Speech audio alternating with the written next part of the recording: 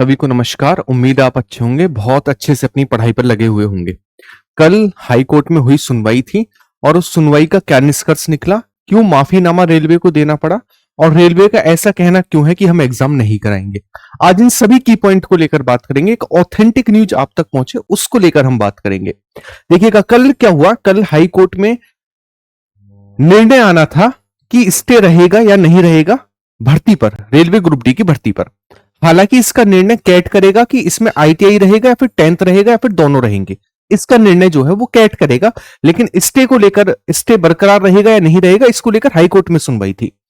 आपको पता है रेलवे ने भी हाल ही में कई बार रेलवे का कैलेंडर, मतलब एक तरीके से नोटिफिकेशन, एक देखते हो आप कि अभी आरआरबी भुवनेश्वर की साइड पर शेड्यूल जारी कर दिया गया था, उससे पहले एग्जाम डेट जारी कर दी गई थी, है ना, सारी चीजें जारी कर दी गई थी। और हाई कोर्ट का क्या था, स्टे था। तो हाई कोर्ट के स्टे के बावजूद भी ये चीजें की गई, तो इसको लेकर रेलवे ने माफीनामा दायर किया है। और उस माफीनामा में क्या लिखा है कि हम रेलवे का एग्जाम नहीं कराएंगे। कब तक नहीं कराएंगे? जब तक कि फाइनल फैसला नहीं आ जाएगा। फाइनल फैसला नहीं आ जाएगा तब तक हम रेलवे का एग्जाम नहीं कराएंगे। यानी आप एक चीज समझिएगा, जो आपका बार बार शेड्यूल आ रहा है, बार बार किसी साइट पर कुछ भी आ रहा है, वो सब कुछ बंद हो जाएगा जब तक कि फाइनल फैसला नहीं आएगा।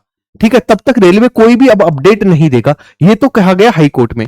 अब मैं बात करूं, क्या 30 अक्टूबर को फाइनल फैसला आ सकता है? ये तो फरवरी से चल रहा है कि फाइनल फैसला आ जाएगा, फाइनल फैसला आ जाएगा। जरूरी नहीं है 30 अक्टूबर को ही फाइनल फैसला आए, ऐसा भी हो सकता है ये 2026 तक चीजें खींचे, ऐसा भी पॉसिबल है। ठीक है, 30 अक्टूबर को या तो फाइनल फैसला आएगा या फिर नेक्स्ट डेट मिलेगी, फिर उसके बाद अगली डेट मिलेगी, है ना। यहां पर सनी देओल का होना बहुत ज्यादा जरूरी था। तारीख पे तारीख, तारीख पे तारीख, तारीख पे तारीख। ठीक है, तो 30 अक्टूबर को जरूरी नहीं है आपका फाइनल फैसला आएगा। हाँ, सुनवाई 30 अक्टूबर को है कैट में, और वो उसी को लेकर है, एलिजिबिलिटी को लेकर कि कौन एग्जाम देगा, ये कैट फैसला करेगा। अगर मैं बात करूं क्या भर्ती रद्द हो सकती है? भर्ती रद्द बिल्कुल भी नहीं हो सकती। क्यों नहीं हो सकती भर्ती रद्द? ये जो लड़ाई है ये दो चीजों को लेकर है कि 10th और आईटीआई को बैठा दो या केवल आईटीआई को बैठा दो। फैसला इन दोनों के पक्ष में से एक पर आना है। ठीक है, तो भर्ती रद्द होने का कोई मतलब नहीं कि भर्ती रद्द हो जाएगी। फैसला आएगा या 10th के पक्ष में आएगा या फिर आईटीआई के पक्ष में आएगा।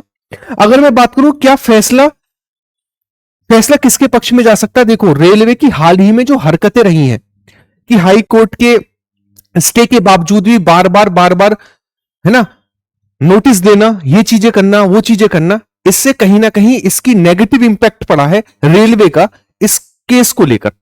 तो इस केस को लेकर रेलवे ने खुद को बिगाड़ा है।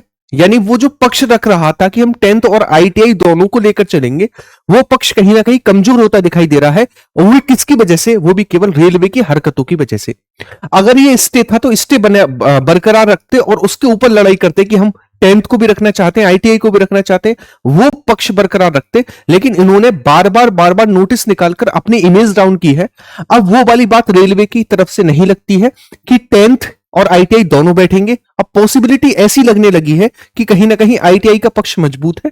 रीजन क्या है? रीजन है रेलवे की अपनी खुद की हरकतें। तो आप दो तीन चीजें याद रखेंगे, ना तो भर्ती रद्द होगी 30 अक्टूबर को, जरूरी नहीं है फाइनल फैसला है ना, नेक्स्ट डेट भी मिल सकती है। और जब तक जो है हमारे पास फाइनल फैसला नहीं आएगा तब तक हमारे पास भर्ती आगे प्रोसीड नहीं होगी, आगे नहीं बढ़ेगी। तो ये चीज याद रखिएगा, फाइनल फैसला तब तक नहीं आएगा तब तक किसी भी हालत में भर्ती नहीं होगी। ऐसा नहीं है कि भर्ती हो जाएगी और फाइनल फैसले के बाद जो भी आएगा वो निर्णय अप्लाई कर दिया जाएगा। नहीं, एग्जाम बिल्कुल भी कंडक्ट नहीं कराया जाएगा जब तक कि कैट अपना फाइनल फैसला नहीं दे देता।